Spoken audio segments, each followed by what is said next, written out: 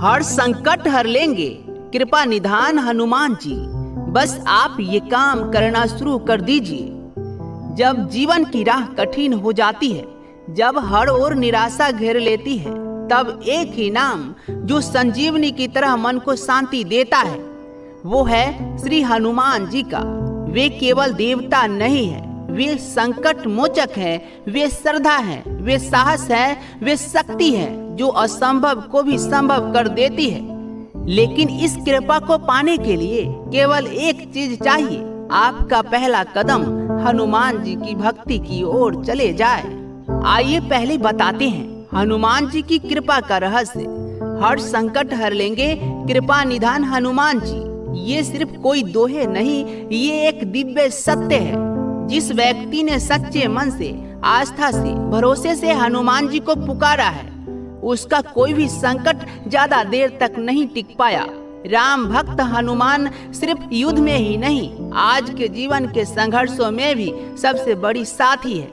चाहे बेरोजगारी हो, बीमारी हो, पारिवारिक कलह हो या मानसिक तनाव, उनका नाम हर जगह दवा की तरह काम करता है। बस ये काम करना शुरू कर दीजिए और देखिए चमत्कार। हनुमान जी की कृपा पाने के लिए आपको केवल एक काम करना शुरू करना है। प्रतिदिन सुबह और शाम हनुमान चालीसा का पाठ करना है। शुरुआत में भले ही आपका मन इधर उधर भटके, लेकिन जैसे जैसे दिन बीतेगा वैसे वैसे आप अनुभव करेंगे कि आपके जीवन में परिवर्तन हो रहा है। भूत पिशाच निकट नहीं आवे, महावीर जब नाम सुनावे।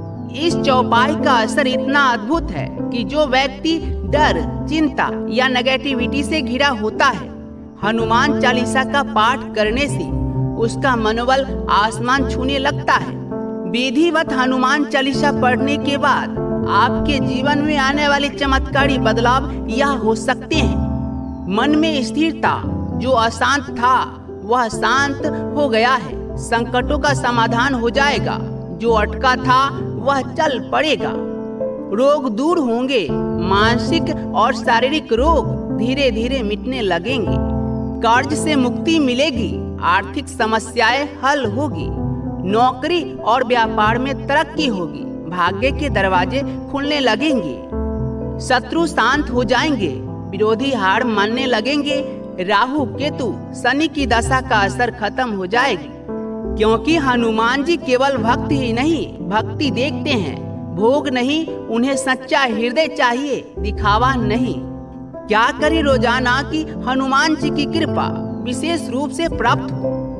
सुबह उठते ही स्नान करके एक लाल वस्त्र पहनिए, हनुमान जी के समक्ष दीपक जलाइए, श्री राम नाम के साथ 11 बार जय बजरंग बली बोलिए, फिर श्रद्धा से हनुमान चालीसा पढ़िए। अंत में हनुमान चालीसा का यह चौपाई पढ़ लीजिए। संकट से हनुमान छुड़ावे, मन कर्म वचन ध्यान जुलावे। इस चौपाई पर विशेष ध्यान दीजिए। अब सुबह यह करने के बाद शाम में यह करना भी आवश्यक है। एक बार फिर दीपक जलाकर बजरंग बाण का पाठ कीजिए। कुछ मीठा, गुड़, केला या बूंदी हनुमान जी को चढ़ाए और प्रार्थना करे, हे संकट मोचन, मैं आपकी शरण में हूँ, मेरा जीवन बदल दीजिए। बस यही कार्य प्रतिदिन करने हैं। हनुमान जी की कृपा की बारिश शुरू हो जाएगी। क्योंकि हनुमान जी सिर्फ मंदिरों में नहीं, विश्वास में रहते हैं। जिस दिन आपने अपने जीवन में हनुमान जी को पूरी तरह उतार लिया, उस दिन से आप अकेले नहीं रहेंगे।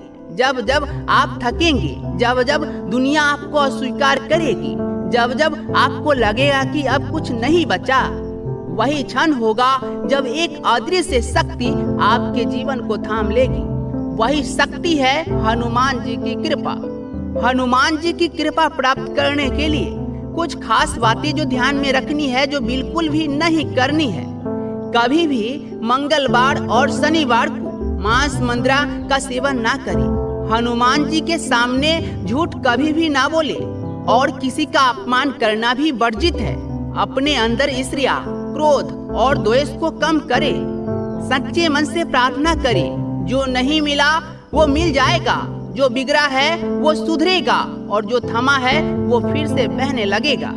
इसके संदर्भ में एक सच्ची घटना का जिक्र करता हूँ। दिल्ली का एक युवक जिसका जीवन कर्ज और निराशा से भरा था, रोजाना सुबह शाम हनुमान चालीसा पढ़ने लगा।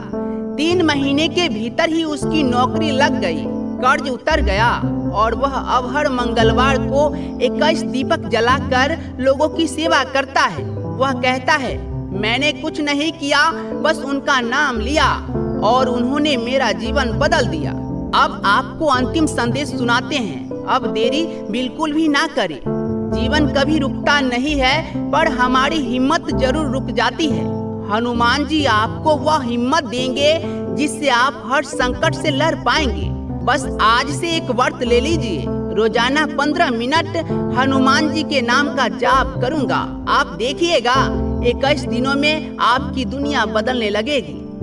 जय हनुमान ज्ञान गुण सागर, जय कपीस तिहु लोक उजागर। हर संकट हर लेंगे कृपा निधान हनुमान जी। बस आप ये काम करना आज से ही शुरू कर दीजिए और फिर देखिए चमत्कार कैसे होता है। अंत में जय श्री राम, जय हनुमान।